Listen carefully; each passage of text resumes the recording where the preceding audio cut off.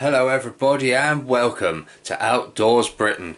In this episode I'm going to do a quick walk around and backyard range test of what I have found to be another very good value for money budget break barrel spring piston air rifle. Now I first brought this rifle because both of my HW100s were out of action and I needed something desperately just to sort of keep me going, and this was the rifle that filled the gap. So without further ado, I give you the Webley VMX OS in .22 caliber. And here she is. Now, starting with the barrel, we have a I believe it's a 430mm barrel. However, the true length of the barrel is actually quite a bit less than that, because although you can see here we've got the sort of breech block here, and then this kind of cone shape, and then we have this oversleeve, which is what the OS in the name actually stands for.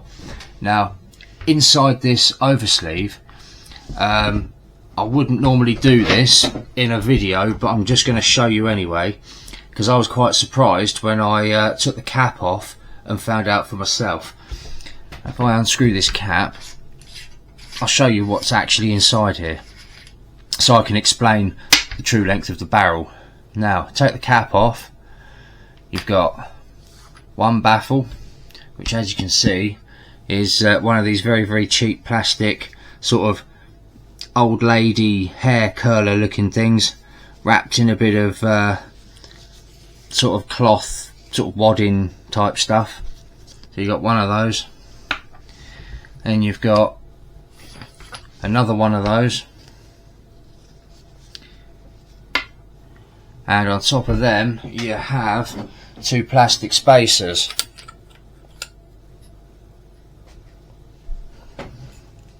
One, two. So the overall length of these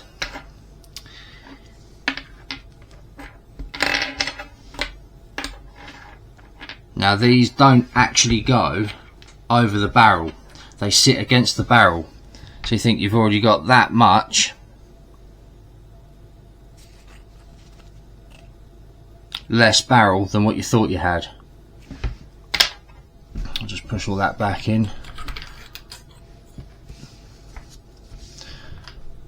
So yeah, the barrel is quite a bit shorter than what you're sort of led to believe.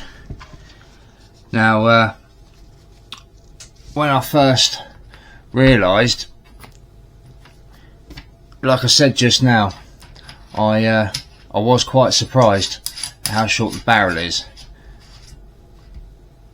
because like I said, the actual barrel itself doesn't run the full length of the oversleeve.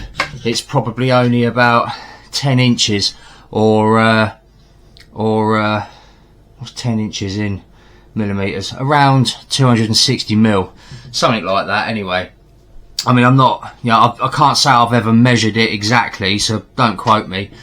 Anyway, moving on, got a very well machined and very solid breech block. I don't know if it will focus. As you can see, it has the world-renowned Webley and Scott name on. Now, this rifle has a very smooth sort of braking action, and it also locks back up once you've loaded it.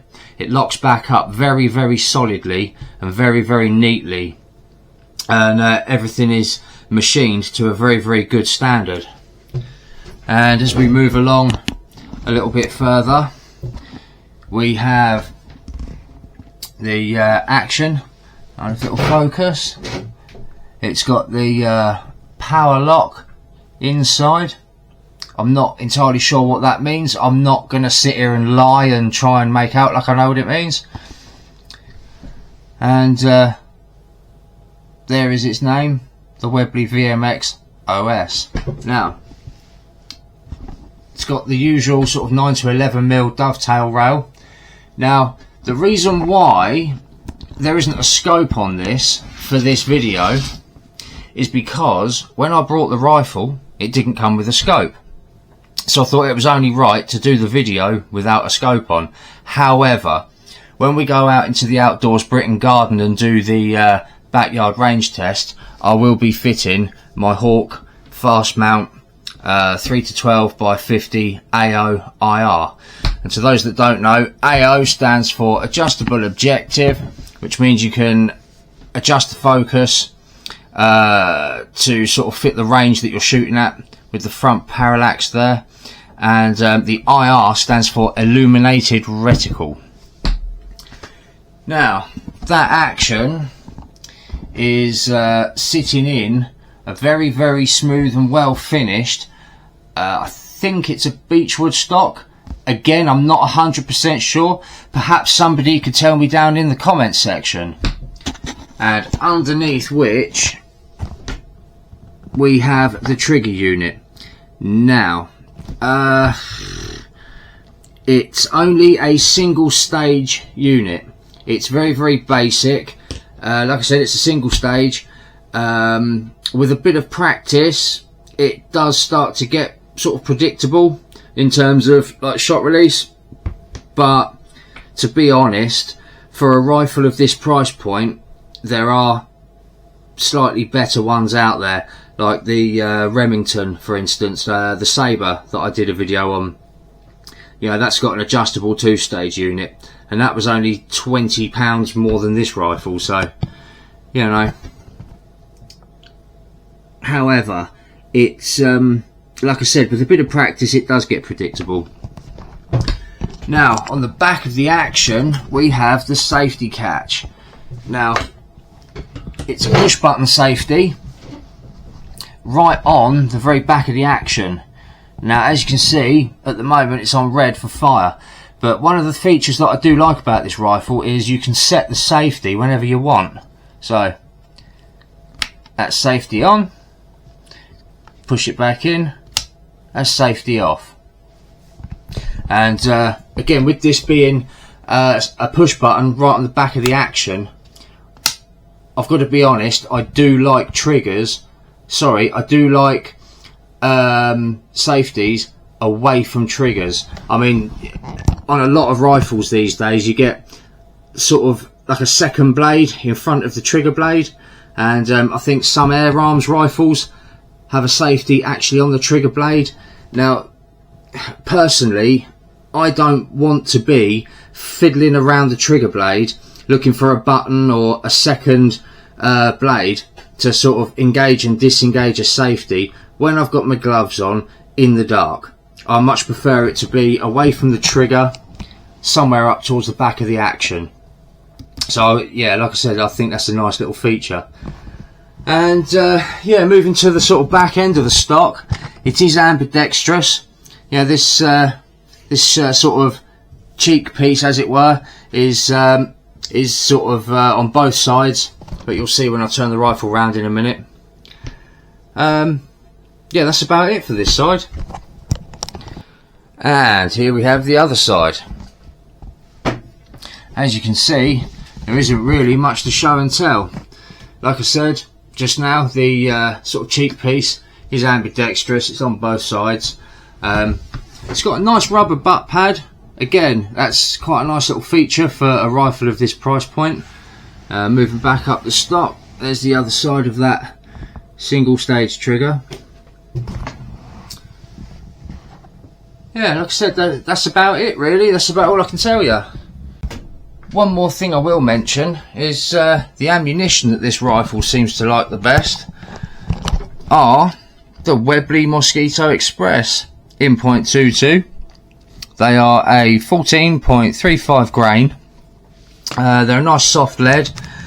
Yeah, but obviously these are the pellets that I found that this rifle likes. I mean, you may well go out and buy one of these rifles and find it likes something completely different. That's why pellet testing is always important. Now, that's just about all I can say about the rifle. So it's time to head on out into the outdoors Britain garden and see how it does on the range. Now the rifle is scoped and zeroed. Let's see how she groups.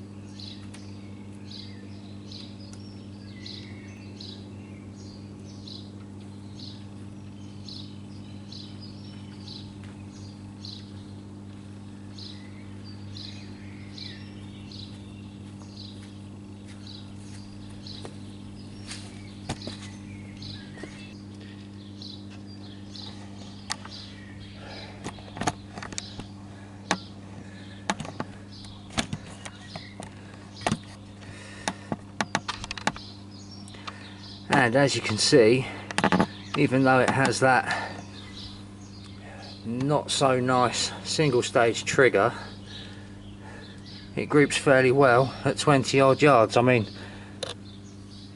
there's a British 5p piece. Not too bad. Not too bad at all. As you just saw from that group, it's not too bad at all, especially with that single stage trigger. Now, if you want something for a bit of sort of close to medium range backyard ratting or squirrel shooting, or even just a bit of backyard target fun, it's perfectly adequate for the job.